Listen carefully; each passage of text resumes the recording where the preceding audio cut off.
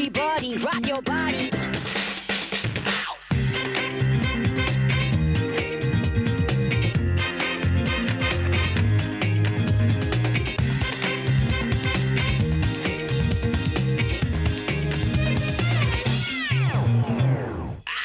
À 18 ans, son invention lui a déjà valu une médaille d'argent au concours Lépine.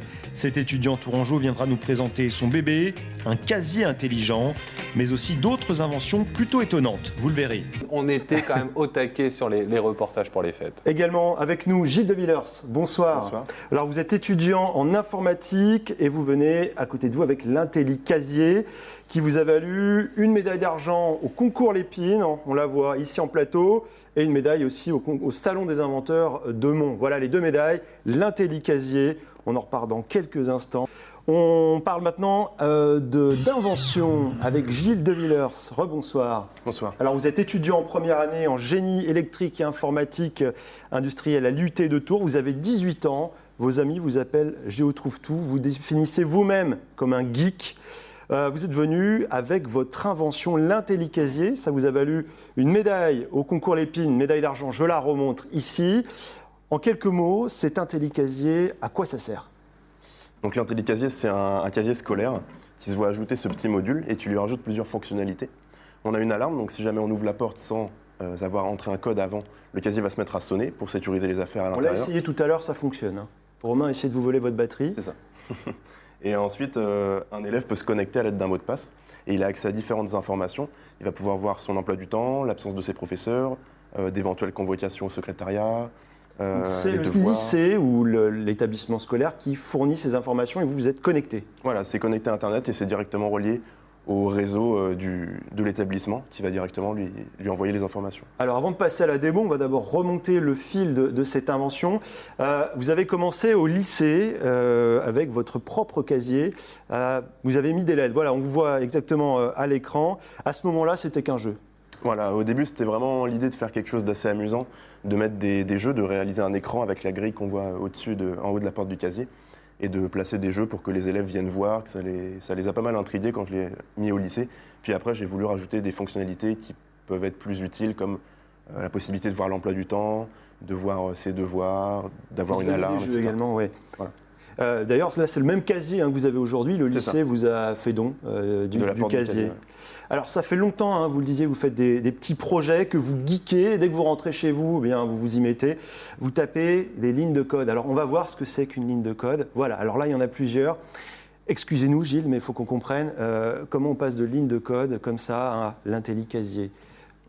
Une ligne de code, c'est une instruction, donc on va dire au système qui est à l'intérieur de faire une tâche précise, et en mettant beaucoup, on peut obtenir des systèmes assez complexes, des algorithmes qui vont permettre de mettre des jeux en place, de mettre l'affichage de l'emploi du temps, l'accès à Internet pour récupérer les informations, etc. C'est un traducteur, en fait, C'est ça, ça permet projet. de faire marcher une machine, de transférer en fait notre pensée jusqu'à la machine. Pour faire le moindre arcanoïde dans les années 80, sur mon petit livret, il fallait que je remplisse au moins 400 lignes de code. Un Intelli-Casier, là, c'est combien de lignes de code ? La version qui est ici, il y a à peu près 3500 lignes de code en tout. Après, ça dépend aussi des langages. À l'époque, on utilisait des langages plus complexes, il fallait beaucoup plus de lignes, ça prenait beaucoup plus de temps à réaliser. Là, on est déjà sur des langages de plus haut niveau, donc ça facilite déjà la En réalisation. effet, je vous parle d'une époque où on avait des disquettes 5 pouces 1 quart. Vous nous faites une petite démo ? Ouais. Allez, c'est parti. Eh bien, allez-y, par exemple, l'emploi du temps. Donc pour voir l'emploi du temps, en fait, un élève peut se connecter en tapant un code. Et ensuite, il a accès à un menu avec différentes informations. Il y a les notifications pour voir s'il est convoqué, s'il a des papiers à rendre, etc. C'est tout simple. Et il peut également voir son emploi du temps. Donc on peut voir toute la semaine. Là, on voit par exemple que le jeudi 15 décembre, cours d'histoire-géographie de 8 à 9 heures en salle E303.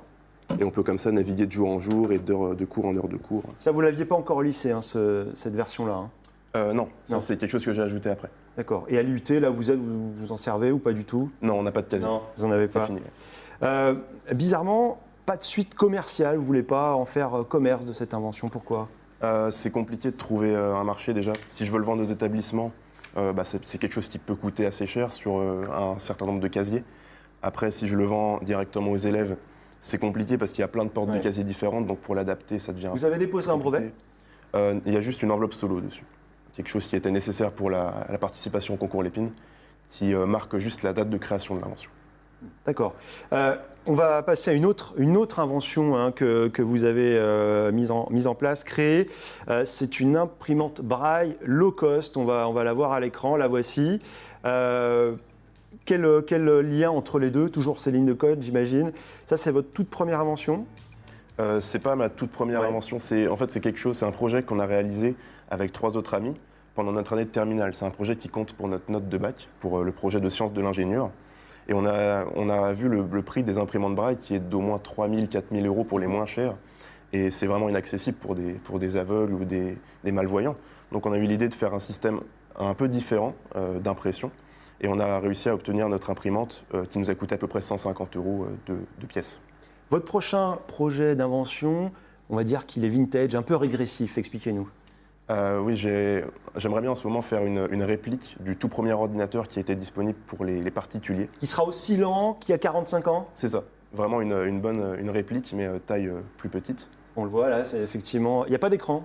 Il n'y a pas d'écran, il y a juste des LED et des boutons. C'est vraiment très archaïque, très minimaliste. Et c'est ça qui m'intéresse dans le système. C'est réalisable, donc ça prend du temps à faire, mais c'est possible de le faire. Et je trouve vraiment qu'il a un certain charme. C'est quelque chose qu'on ne voit pas du tout maintenant dans l'informatique. C'est la d'aujourd'hui. simplicité qui vous plaît. C'est ça, le minimalisme et la simplicité. Vous voulez être Monsieur Hewlett et Monsieur Packard au fond du jardin? Pourquoi pas. Pourquoi pas. Eh bien, on suivra vos aventures. Merci Gilles d'être venu Merci. sur notre plateau. Gilles de Villers.